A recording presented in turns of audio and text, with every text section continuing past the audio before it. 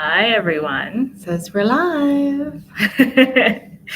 We thought we'd pop on for live to say hello and just update you on a few things. But ta-da! Ta-da! Here's something that's new. Yeah, so I am traveling around. Traveling to one place in specific, Nice. um, but it's nice to not be where I normally am established, because I want to be in different energy. So that seems to be a theme lately, is moving towards being in different energy around things. And people are saying that they're typically doing things that are outside of their norm. And I've kind of taken that sort of unconsciously as a theme, to say, what is it that I would normally do, and what is it that I would not do, and can I choose something new? Essentially, that's been maybe the past couple of months that I've been focusing on that, and it's been interesting to navigate that. And as we normally jump into lives, I'm always good at introducing myself. So You're rocking it. Yeah. I am Danay and Novoa. I am a channel and intuitive coach, and I am here visiting my favorite person ever in the world, Sheila Williams.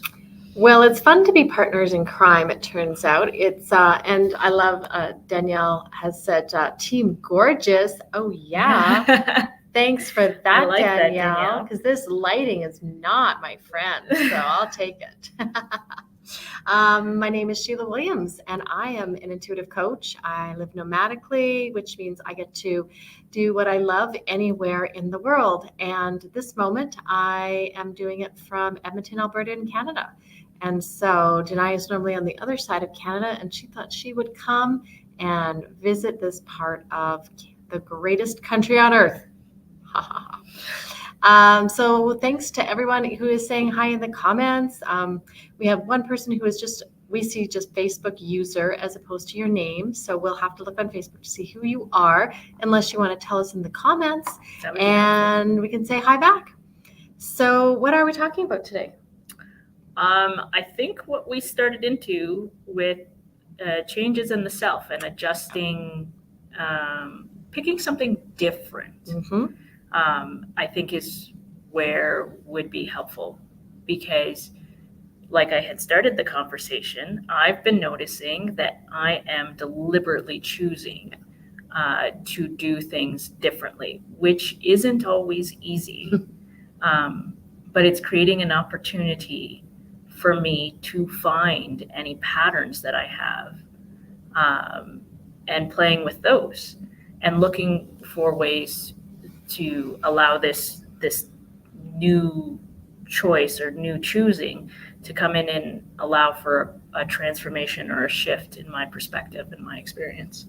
Well, I think I'd like to use the word awareness. Yep. Because I think, even before you need to change anything or feel like you're supposed to change something, it really helps to have the awareness. Because when we have habits and stories, we just get used to them and we don't really notice. And whatever it is that you can use as a tool, whether it is a friend who points things out, or just yourself thinking, oh, this is how I normally feel, and I don't really want to feel this way.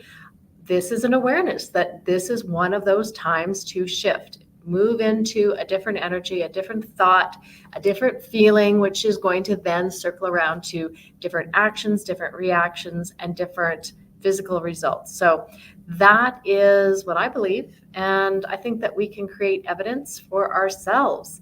It can be small little shifts, and it can, of course, translate into the bigger ones.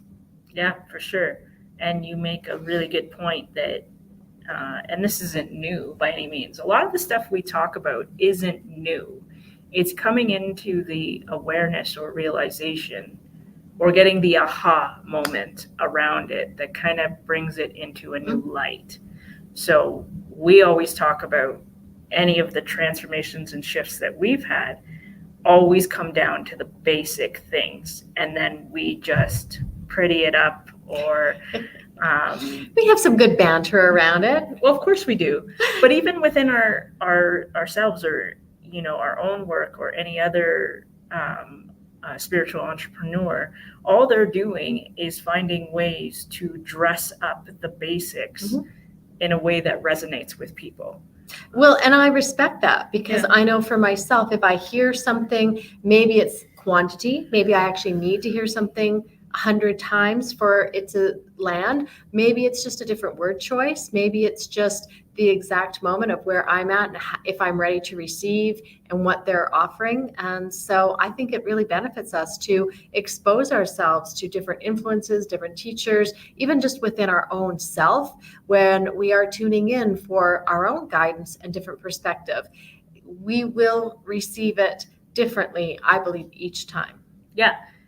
And the key thing here is to see it or notice it or have that awareness of it before you can actually adjust things. In conversation yesterday that we were both on a call, I had made the suggestion to somebody to play with sort of this notch marking of behaviors or catching your awareness. And when you're in a sort of thought process and you catch your thought process, do you identify it as mainly negative, mainly positive, or somewhere neutral?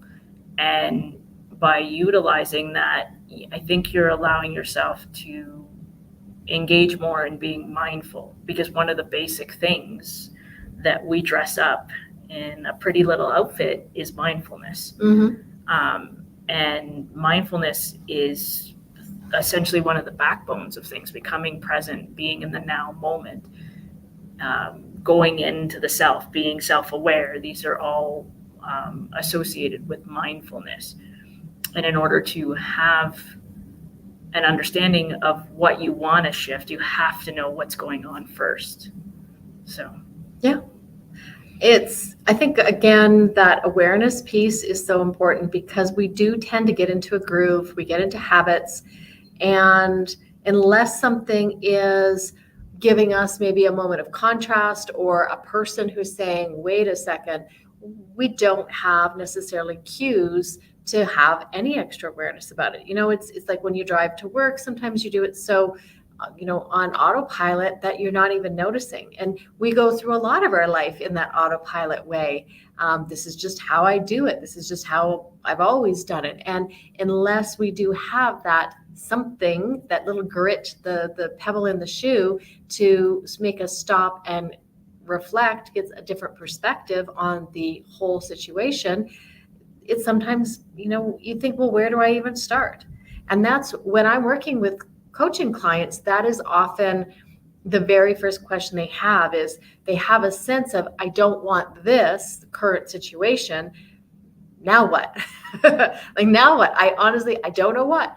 And to help them find that perspective of, okay, well, what do you want instead? How would you rather feel about this instead? How can you let the other person or let that situation off the hook for how you're feeling, and come back to yourself, come back to your power? And again, giving people practical tools so that they understand how it actually does start with them. It's not the job. It's not the weather. For me, I blame a lot on the weather.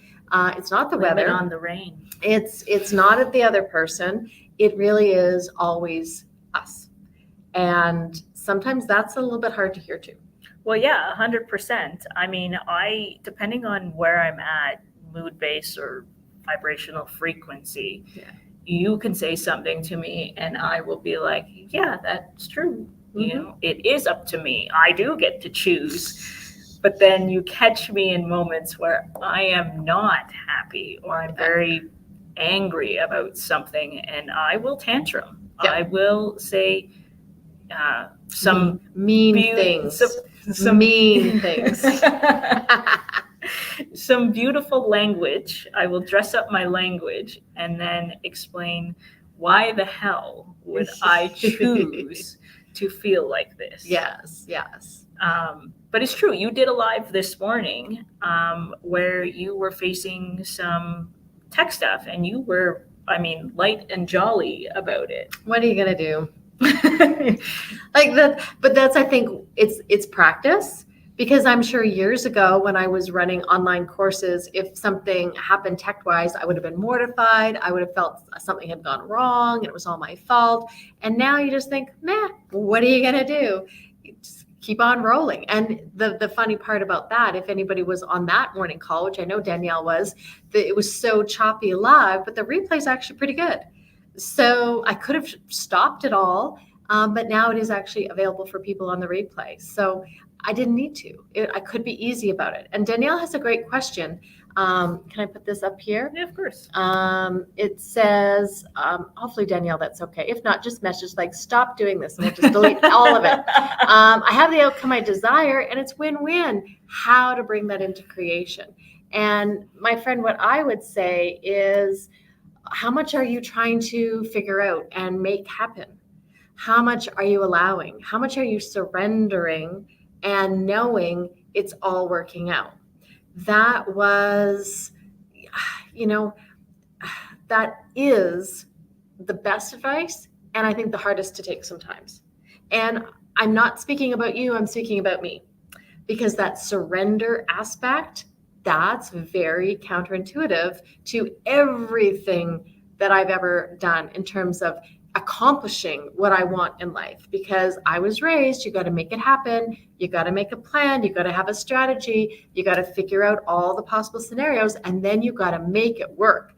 And for me to continue to learn, I don't have to figure it out. I don't have to make it happen. I can allow it. I can set the intention of how do I want to feel. I can have some light desires about what that might be in terms of the conditions that allow those emotions, but I don't have to make any of it happen. And I can be open to knowing that anything can actually take that place of what I thought, and it could be even better.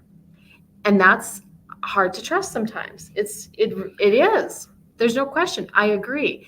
All I know is for myself, the more evidence I offer of I don't have to figure this out. I can call in my energetic team. I can trust that it's happening. I can know that I have so much evidence from the past of when I've allowed things to happen. They just fell into place effortlessly. It's those pieces of evidence for me that help me out. But Danay, how do you feel about that? When you're in that, like, what do you mean? I'm not supposed to do anything? You know what? I'm kind of torn on it, because when I first heard it, my thought was, hell yes, I don't want to do anything. That's all I've been doing is doing things. And having that experience of where, like, I have to make it happen. That was my PhD. 100%. My PhD, I was told very early on in my undergrad years that, graduating with any sort of level of, I guess, esteem or whatever you want to call it, was not going to happen. Mm-hmm. They said, take the barest road, because I was lazy. I didn't want to do any of the work. Ooh, that's so much judgment that you're putting. I can tell you put that on yourself then, and you're continuing that story too. So first of all, I'm going to throw in anyone who's doing a PhD is guaranteed not to be lazy. Just put that out there. Well, fair. But maybe you procrastinated a bit. Maybe you felt overwhelmed by some things. And 100%. I think that's very different than lazy. 100%. Okay. So I was the procrastinating type then. This is what our normal conversation looks like. This is really just how we talk. I will say something and then she'll go. That sounds like a good story, but maybe not that true. But go ahead. No, it's fine. Anyways, I was told the naysayers all along the way. You're not going to get a PhD. You're not going to accomplish whatever you want to desire. So then that put me in this sort of FU kind of energy. I'll show you, but also in the energy, I need to then show you. I need to make it happen. And no matter what anybody told me, they were essentially saying, oops, sorry. No, it's fine. We are live. Oh, it's Tarumi who's commenting. I just wanted to find out. I knew it was Tarumi. It's wanted very to know. He. That's Tarumi. Oh, I didn't know. So excited. Yeah. Hi, Tarumi. Welcome, New Zealand. So anyway, it was in this energy of I have to make it happen. And I had people all the time say that it wasn't going to, and I refused to accept it. But then I needed to show that I earned it. Mm-hmm. That's the other aspect, is being in this energy of showing that you've earned something, that you deserve it, and you deserve it after you work hard, you made it happen, Mm-hmm. and all those things. So you look back at the changes and shifts you make, and then you turn into this whole let it happen, let it flow, be in the now, be in the moment. That's a big shift. Be mindful. Yeah. 100%. And then it's like, you don't know what's going to happen. Where we're told the entire time we're growing up is, what's your 5-year plan? Yeah. Sheila, what's That's your true. 5-year plan? I hope to be even happier than I am today. That's my 5-year plan. That's a great plan. Yeah, sorry. So Sorry, Dad. So when people ask me, I'm like, I don't even know what my tomorrow plan is. That's true, she doesn't. There's no meal planning, there's no nothing. So Okay, let's be more serious and go to Danielle's question, because she is asking us very seriously about the trusting aspect. it's not easy, but think about, okay, so one of the analogies that come to mind is that you have a trusted relationship with somebody, anybody, and somehow something happens in that relationship that takes away the trust factor. Like somehow they quote unquote hurt you, and then you develop this cautious behavior of trusting them again. Eventually you'll notice that if the relationship progresses, friendship, whatever dynamic it is, you'll notice that even without trying, that it somehow just kind of goes back into the flow of it being natural and harmonious and just works seamlessly. But you didn't pay attention to when you were like not trusting to trusting. It just sort of happened. And it may seem like an overnight shift, but what it was this gradual, I'm safe, I'm okay, everything is exactly as it's meant to be. And the idea is you're not trusting anybody else but yourself, and that includes the universe. Because I get angry with the universe. Mhm. People are like, you're connected to all these guides because you channel. And I'm like, I shake my fists. She says mean things to the universe too, it's true. Meaner than to me. Maybe I shouldn't let you talk. Are you talking to the universe about that one? Yes, because Sheila gets to see all sides of me. So I would like to offer just a slightly different perspective, because for me, about the trusting, for me, that scaffolding, it's a stepping stone to the knowing. And I don't think we can get to knowing, and which to me is unconditional. Knowing is very unconditional. I will choose to know. I know because I know because I know. It is, however, sometimes feeling out of reach until you get to that conditional trusting aspect. Trusting is, if you show up, then I'll believe it. Okay, now if you show up, then I'll believe it. Okay, if that comes, now I'll believe it. And so you are creating that evidence for yourself. What I would invite, if someone is feeling as if they really don't even know how to get to that trusting aspect, is start noticing, I just took a breath. I allowed there to be air for me to breathe. I allowed it. I can trust myself to continue to breathe. I can trust the air to be available. I can trust that it's the right mix of gases so that my body receives what it needs in order to survive. I can focus in and consciously trust the environment, trust my body, trust my intuition, and receive the outcome. Over and over and over again, build at least on that aspect. When you take a step, I have a fun little thing that's been happening lately. I have a knee that's been wanting to be adventurous and move sideways, which has allowed me to fully appreciate whenever I take a step and my knees stay straight and I walk without any pain or awareness of anything else. I love that I can trust that. I trust that my foot is going to hold me. I trust that it's going to move in a way that is easy on my joints. It's going to allow me to walk in the direction that I want. And if I want to do a walking meditation, focusing so fully and completely on feeling the earth support my foot with that step, trusting every bone and muscle, tendon in my body, joint. Are you kidding me with how amazing our bodies are? And we don't even need to think about it. We have our brain trained in such a way that it can feel effortless. And we don't need to make it happen. That's you building layer upon layer of trust and knowing. You're moving into knowing, because the last time you walked across the room, you weren't thinking and wondering how to make it happen. You were focused forward with the purpose of why you wanted to cross the room. And you allowed every part of your body to carry you there and receive what was needed. And you were probably breathing while you walked. And you did just fine. You were thriving while you were doing it. You didn't make yourself hold your breath just in case there was too much nitrogen or ammonia or something in the air. You allowed it to be the perfect mixture for your body. So that to me is how you build trust and build it into knowing. And if you say, yeah, but what about this thing over here? Because this situation over here, this feels much more important. And all those people are involved and I can't count on them.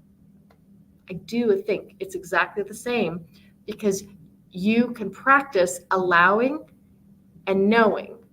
And if it's hard to remember, come back to all these things that make it feel easier. And then just picture that expanding so that it's not just within you, but around you, surrounding you, filling the whole space, maybe inviting them into that space of knowing and allowing. So that's me. Nicely done. And to summarize what Sheila said, because if I say something, it's going to be exactly what she said. Of course. And in different languages, it's confidence. And it's finding the thing you're confident about in conversations that we've had, in events that we've created. One of the messages that comes out is, well, you have confidence about something. You have trust about some things in life. Sheila referred to the breathing. And every time you take a step, like as a child, you wobble when you take a step. But then you get this knowing that no matter what, you're going to take a step and you're just going to support yourself. If you think about it, we support ourselves all the time. Yeah. But the other thing that came up is our names. We're very confident about our names. And having that confidence, it's reminding yourself that even if you feel like you don't trust, don't have confidence, don't feel that security, there are things that you have that trust, confidence, and security with. There's always something. Yeah. Even if it doesn't feel like those big wobbly topics, you can find something. You know the frequency, and that's one of the biggest messages that's come out of the channel is that there's nothing unknown to you. Even in the unknown experience, it's been a frequency in which you've experienced. You're just experiencing it from a different manifestation. So you're giving yourself more opportunities to find the evidence. I wanted to share this comment from Heather. I know it's going to take up a lot of the screen, but Heather is fabulous. So we love you too. Love Heather. And then surrender is so important. So she says, when we surrender, we also surrender to every human element, the wanted and unwanted. Because of our nature, the unwanted usually moves easily when we truly surrender to it. And then we also surrender to accepting all the good coming our way. Yeah, beautiful. Yeah. Surrender doesn't mean giving up. Surrender doesn't mean you don't get to have what you want. You're not giving up your wanted. You're simply allowing your experience to move. And that movement is going to move your current unwanted out of your experience, and it's going to bring in more, because you're not going to be gripping tightly to that trying to make something happen. You are allowing it. Mhm. And I think that makes a very, very big difference. And celebrating when you allow yourself to do that. And again, even if it's small little things, I did that. Celebrating is a step that we very rarely remember as humans. I don't understand why, but every breath, maybe that would get tiring to celebrate after every one. But you know what? If you've just had a coughing fit or if you have asthma or anything, taking that really nice deep breath does feel like relief. It does feel like something to celebrate, and you are appreciating it. And so you can stretch that to all kinds of things. And whether it is just turning your face to the sun and closing your eyes and feeling the warmth and the radiation and knowing your skin is absorbing important critical vitamins and the heat is within your body, you can just let it soak into your muscles and your bones. Like those types of moments of appreciation, they don't have to take long, but they can really feed into raising your vibration into allowing more of what you want. I just had a flashback to the first time we did a live, which was in July. I remember. Yeah. And it essentially the title was about fear, but it was about trust. Mm-hmm. Because fear is lack of trust, essentially. And I was fearful of doing a live. I was fearful of other activities that we talked about. But then once you do it, then you're aware that, hey, I did it. I could do it again. Yeah. And that's a key part in the celebrating aspect that, one, Sheila highlights something very important. We don't acknowledge our triumphs. We acknowledge when we have, quote unquote, failed at something.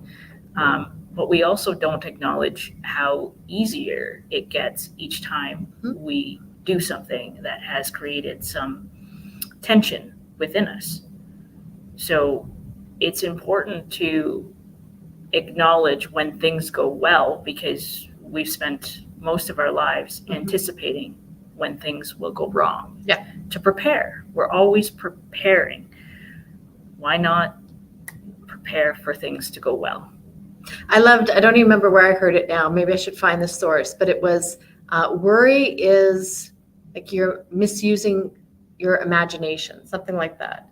I don't know. I just butchered it, but worry, I think, is a misuse of your imagination. And I used to be a very big worrier. It was my number one mode of worrying.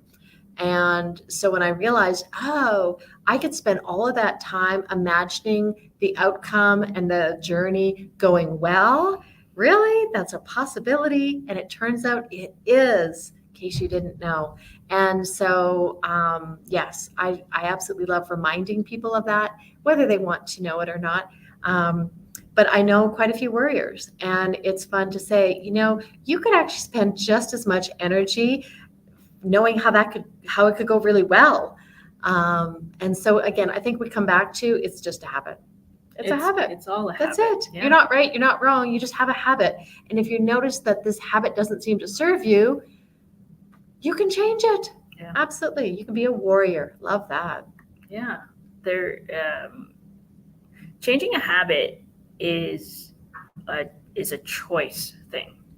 Like you need to choose to change that habit, because otherwise you've created a program. I mean, I don't typically agree with this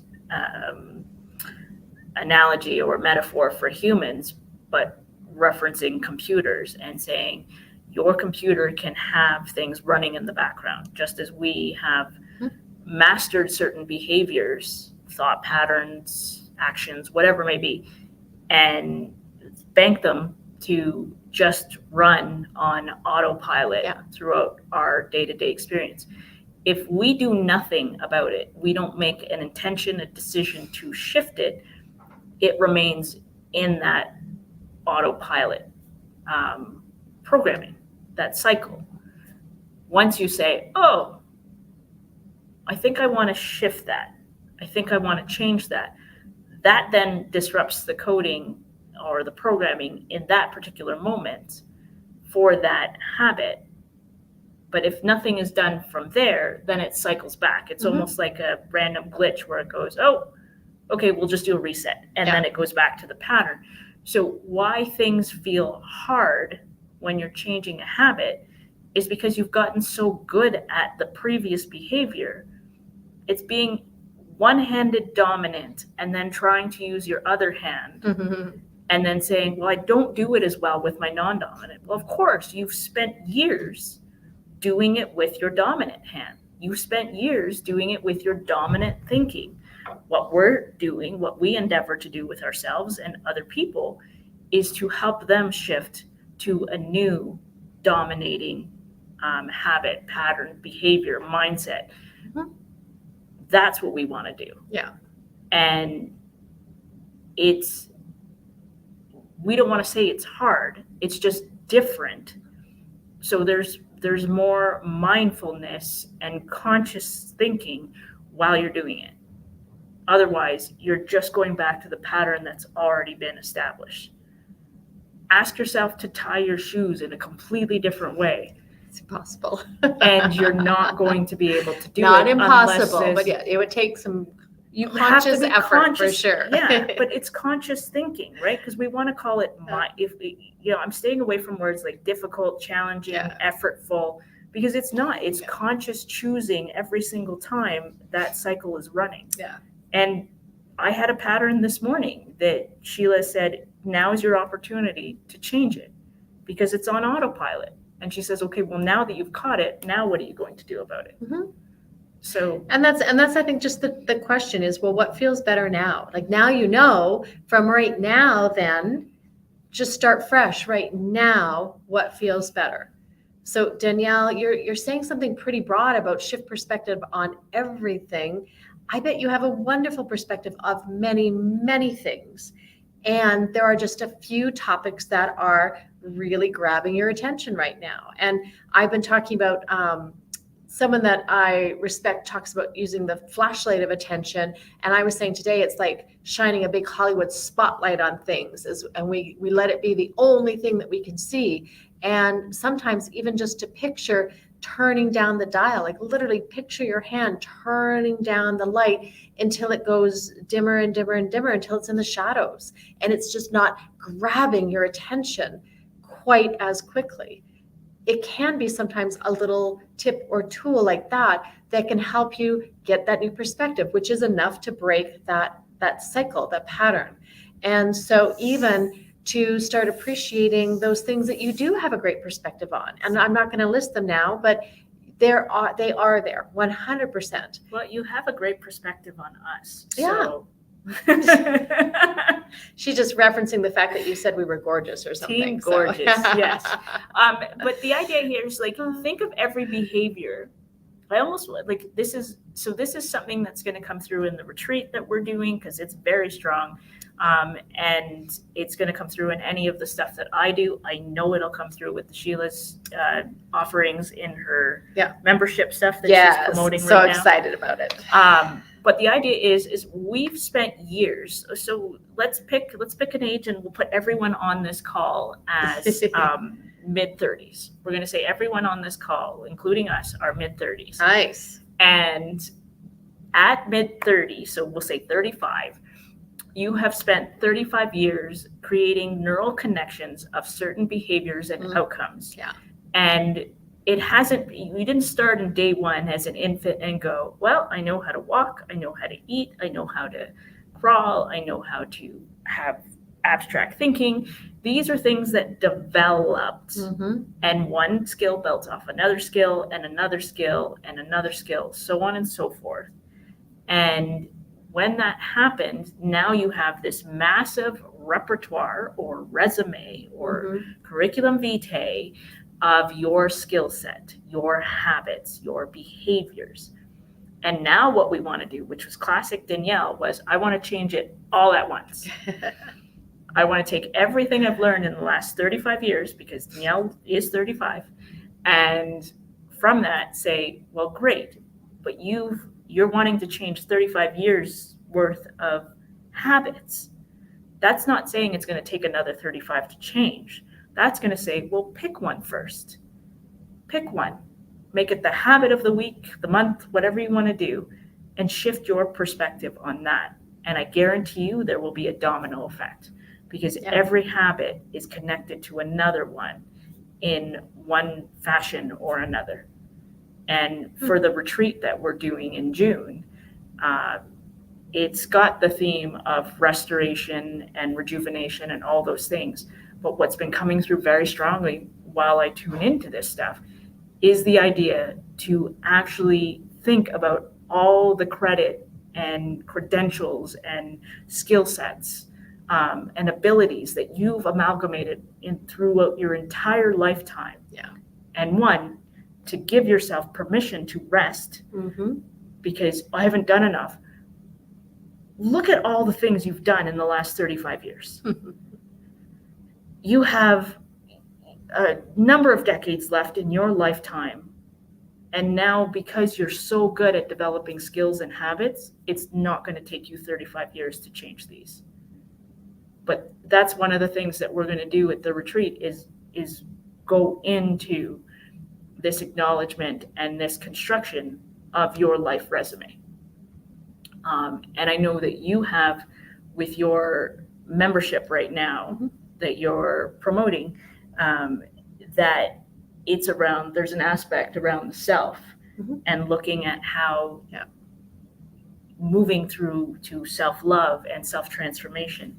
But I'll let you talk about that, because that's your baby. Yeah, the membership I'm excited about, because I was in the middle of planning all kinds of standalone workshops about the different topics that I think are so important. And then I realized how much more momentum and impact it would have if people were meeting regularly and consistently and having a framework presented so that they could be progressing and measuring that, feeling the movement, so that we don't get caught in this, the generalized blanket of everything needs to shift. It doesn't. But when we go and measure, what do we want to shift, and then check in at certain points, we can see where things already have had change, because often just the awareness will create a shift without, again, a lot of action or needing a lot of figuring anything out. So yeah, the membership is launching right now, and I would love anyone who's on the replay to come and check out the information, and it'll be, whatever link that we put on. And it's so important, I think, for people to put a little bit of time and attention in these core areas. And self is a great one to start with, of self-love, self-awareness, knowing that you're allowed to give yourself some priority, and before of being of service to others. That's a really big one, especially among women, but not exclusively. And really writing those permission slips of, how can I best feel fulfilled? How can I allow myself to be happy? How can I know that it's not selfish, that I can daydream about what I want?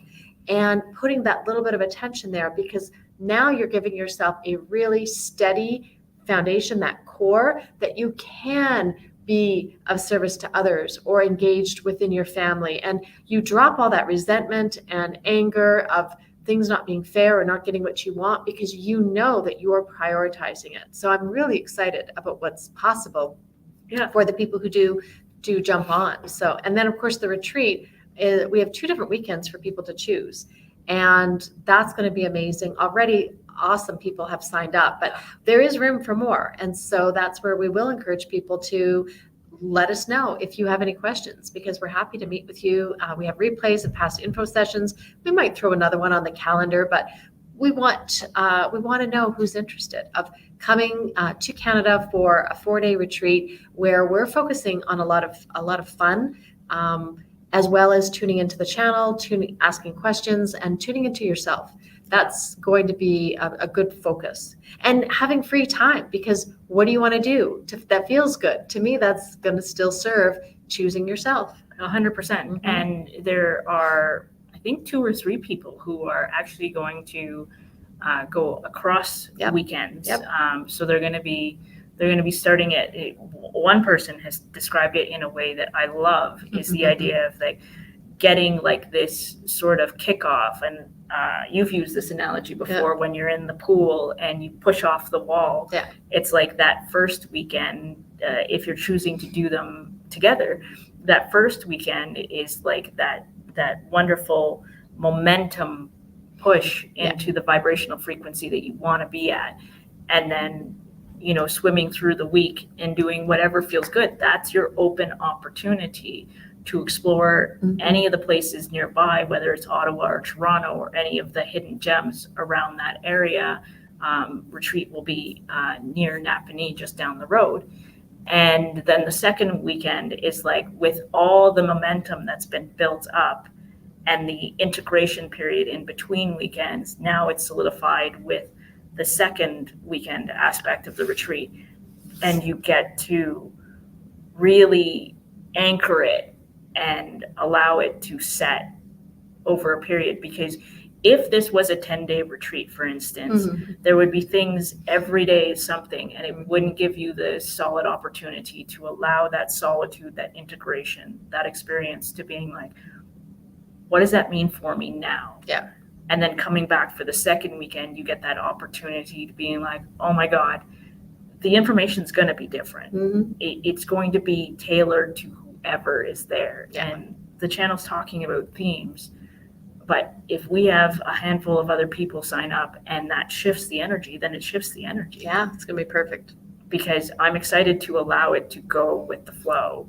And I like the idea of one weekend building off the other. But if people only want to do the one weekend, then come do the one weekend. But it's a great opportunity. It'll be an experience of a lifetime for me, Sheila, and all those who come. Because I've done a channel in person, and the power around that is incredible. Yeah. It's Zoom is great and you get that experience, but in person there's something else to it. Yeah. It's so good. It's almost like a concert kind of atmosphere. And it's incredible. And I had no idea until the opportunity popped up for me to do a group channel for a small group of people. And that was a great gift. Yeah, it worked out really well. Yeah. And then you have a free channel event coming up too. On Monday, yes, but that follows your business networking call. That's true. We are kind of busy these days. So if anyone is watching and they want to join, the business networking call is completely free. It's meant for people who have these, heart-centered, soul-based, spiritual type businesses. Our guest will be Laura Heel in April, and she is a beautiful creative. She runs creative play dates. She does beautiful meditations. She's a singer. So she's going to give us a flavor of all kinds of aspects of her business. And you don't need a business to attend. It's just a matter of, are you open and wanting to know more about some people who do? And if you do have your own, you're welcome to drop your links and share what you do. And we'll have some small group networking and then the larger group as well. So it's a fun time. It's a fun call. We'll put all the links in the replay notes wherever they are. But it's fun to be creating. We're kind of in creation mode right now. So we each have our own projects. Danay's running a new channeling course, going to kick off pretty soon. Yeah. I'm running the new membership. It's fun to just be in this energy and to invite people to come and play and have the discussions and the aha moments and feel and see the shifts. I love that. Yeah, for sure. So for those curious, the Monday call for Sheila is at noon Eastern, 9 Pacific. Yep. And you register through Sheila's Linktree. You can check out previous videos if we don't get the links up in time. We're not in a home location right now. But then an hour after the completion of that business call, I will be doing a free channel event. Very much based on the energies that are occurring right now, and I hear that there is plenty to share. It will be a Q&A, so it's an opportunity for you if you have any questions, and that will be at 2:30 Eastern for the hour, and that's a great opportunity for you to come and get some information around that. Yeah. So check out the offerings. I'm really excited for Sheila's stuff because I think that's going to be great to build off of. Every sort of topic. There's definitely topics that I'm interested in, and looking at how to build momentum, not just in a single course, but treating it as a membership. And I think that's brilliant. So I'm very excited for you. Thanks. On that. So that's a lot of fun. Looking forward to it. So yeah, and if you're curious about the channel stuff, stay tuned. Within the day, I will be posting, and it's going to be a mentorship channeling course, meaning I'm going to have a small exclusive group and it's an opportunity for you, whoever is interested, to actually get more hands-on, curated teaching around opening up your channel. So Yeah. It's going to be good. yeah, I'm excited. It's gonna be good. Awesome. Okay, so we were going to talk for 20 minutes. It's been 44, now 45. So I think that's a good time to end. It's great. Yeah. Thanks for conversation. popping on, and people are coming and going, but we always appreciate whoever's here live or on the replay, and we'll do it again. I'm sure we'll do this again. Oh God, yeah. So great conversation. Thank you so much for your comments and questions. They always kind of keep us on track, if nothing else, because who knows what we talk about if nobody commented at all. So Pizza, pasta. thank you. Thanks, everyone. Yeah, we'll see you soon. Okay, bye. Bye.